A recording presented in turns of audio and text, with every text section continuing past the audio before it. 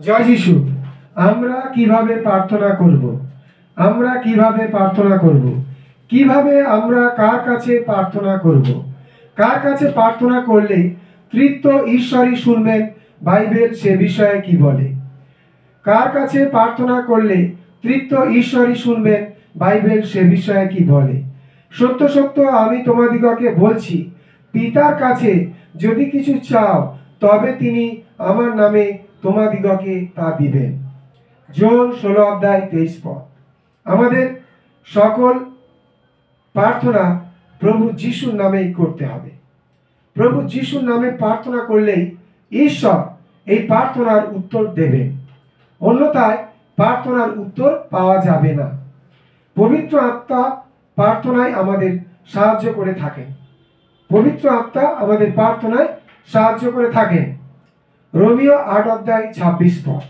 কেননা উচিত মতে কি প্রার্থনা করতে হয় তা আমরা জানি না, কিন্তু পবিত্র আত্মা আপনি অবাক্ত আত্মস্বর দ্বারা আমাদের পক্ষে অনুরোধ করেন।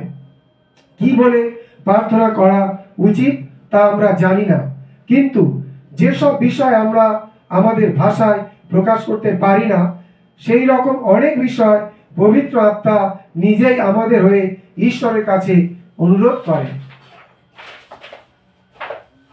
প্রভু যিশু নিজে তার শিষ্যদের প্রার্থনা করতে শিখিয়েছেন এবং বলেছেন, তোমরা এই মতো প্রার্থনা করো। মতি 6:13। এই প্রার্থনায় তিনটি বিষয়কে বেশি গুরুত্ব দিয়েছেন। প্রথমত ঈশ্বরের সেবা করা, দ্বিতীয়ত আমরা যেন পরস্পরকে ক্ষমা করি, তৃতীয়ত আমাদের দৈনন্দিন প্রয়োজনের বিষয়। প্রথমত ঈশ্বরের সেবা করা, দ্বিতীয়ত আমরা যেন পরস্পরকে ক্ষমা করি, তৃতীয়ত আমাদের দৈনন্দিন প্রয়োজনের বিষয়। লোক দেখানো প্রার্থনা নয়। তুমি যখন প্রার্থনা করো তখন অন্তরাগারে প্রবেশ করে দ্বার বন্ধ করে তোমার পিতা যিনি গোপনে বর্তমান তার কাছে প্রার্থনা করো। মতি 6:6। মনে রাখা দরকার, প্রার্থনার মাধ্যমে আমরা ঈশ্বরের সাথে কথা বলে থাকি।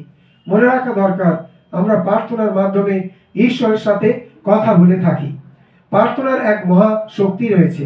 প্রার্থনার এক মহা শক্তি রয়েছে। আমরা এই মহা শক্তির বলে আমরা অসাধ্য সাধন করতে পারি। প্রভু যিশু যে প্রার্থনাশীল ছিলেন তার প্রমাণ আমরা ঈশ্বরের বাক্যে দেখতে পেলাম। প্রভু যিশু সর্বময় ক্ষমতার অধিকারী হয়েও তিনি ছিলেন প্রচণ্ড প্রার্থনাশীল। তাই আমাদের উচিত সর্বদা প্রার্থনা করা, যাতে আমরাও সে ক্ষমতার অধিকারী হতে পারি। পৃথিবীতে যে যত বড় ঈশ্বরের লোক তার তত বেশি প্রার্থনাশীল হওয়া প্রয়োজন। এটি স্বতঃসিদ্ধ যে প্রার্থনাই পারে আপনার আমার সকল সমস্যার সমাধান করতে। আপনি প্রভুর সঙ্গে কখন, কিভাবে, কত সময় কাটাবেন সে সময় আপনি নিজে বের করুন। তবে মনে রাখবেন, যত বেশি সময় প্রভুর কাছে প্রার্থনায় কাটাবেন তত বেশি আশীর্বাদ পাবেন। আরো অধিক সময় কাটাতে আপনার মন চাইবে। জয় যিশু।